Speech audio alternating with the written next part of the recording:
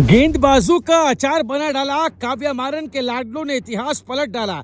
अभिषेक, head और Klaasen की तबाही से कांपे पांड्या के गेंदबाज दिग्गजों का किया करियर बर्बाद। एक शेर तो दूसरा निकला सवा शेर। 30 से ज्यादा चौके छक्के मार निकाला गेंदबाजों का दम।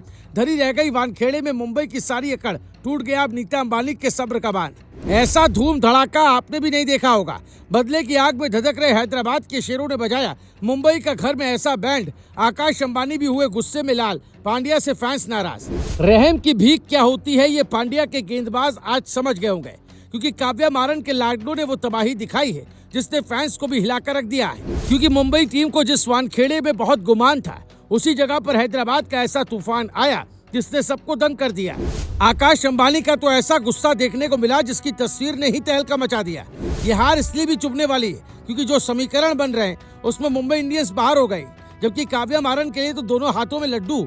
एक तो ट्रेविस हेड की वापसी हो गई, यानी इस खिलाड़ी ने ऐसा कोहराम मचाया कि गेंदबाज कांप उठे, जबकि अभिषेक शर्मा और हेनरिक क्लासेन ने जो किया वो मैच की जीत का टर्निंग पॉइंट रहा।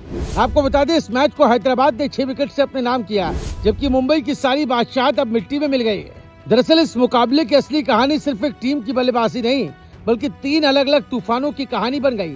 पहले रायन रिकल्टन का शतक, फिर ट्रेविस हेड और अभिषेक शर्मा की ओपनिंग तबाही, और आखिर में हेनरिक क्लासेन का फिनिशिंग वार देखने को मिला। वानखेड़े का मैदान इस दिन बल्लेबाजों के लिए किसी स्वर्ग से कम नहीं था, जहां हर ओवर में गेंद हवा में उड़ती नजर आ रही थी। मुंबई ने 243 रन का पहाड़ खड़ा किया था, लेकिन जिस अंदाज में हैदराबाद ने जवाब दिया उसने इस स्कोर को भी छोटा साबित कर दिया। शुरुआत में ही हैदराबाद के इरादे साफ हो गए थे। हेड और अभिषेक मैदान पर उतरे तो ऐसा लगा जैसे लक्ष्य का पीछा नहीं बल्कि हमला करने आए। पहले ही ओवर से चौके छक्कों की बरसात शुरू हो गई। पावर प्ले में 92 रन ठोके ये सिर्फ आंकड़ा नहीं था, बल्कि मुंबई के गेंदबाजों की पूरी तरह टूटती हुई हिम्मत की कहानी थी। ट्रेविस हेड ने 30 गेंदों पर 76 रन ठोककर गेंदबाजों को बेबस कर दिया, जिसमें 8 छक्के और 4 चौके शामिल थे। वहीं अभिषेक शर्मा ने 24 गेंदों पर 45 रन बनाकर इस आग में घी डालने का काम किया। दोनों बल्लेबाजों ने एक दूसरे पर दबाव नहीं आने दिया। एक छक्का मारता तो दूसरी अगली गेंद पर चौका जड़ देता। यही वजह रही कि सिर्फ 8.4 ओवर में 129 रन की साझेदारी हो गई। लेकिन असली झटका तब लगा जब मैदान पर हेनरिक क्लासेन आए। जहां ओपनर्स ने नींव रखी थी, वहीं क्लासेन ने पूरी इमारत खड़ी कर दी। उन्होंने 30 गेंदों पर 65 रन ठोकते हुए मैच को पूरी तरह खत्म कर दिया। उनके बल्लेबाजी में वो ठहराव और आक्रामकता दोनों नजर आई जो एक फिनिशर को महान बनाती है।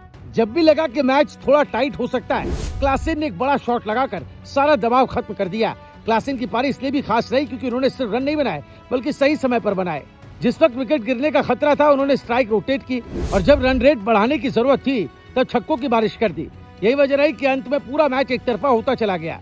मुंबई के गेंदबाजों के पास कोई जवाब नहीं था और हर ओवर में रन ऐसे निकल रहे थे जैसे मैदान छोटा पड़ गया हो।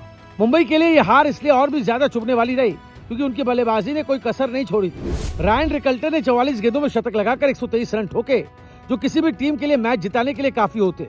उन्होंने सनत जयसूर्या का 18 साल पुराना रिकॉर्ड तोड़ दिया और मुंबई को मजबूत स्थिति में पहुंचाया।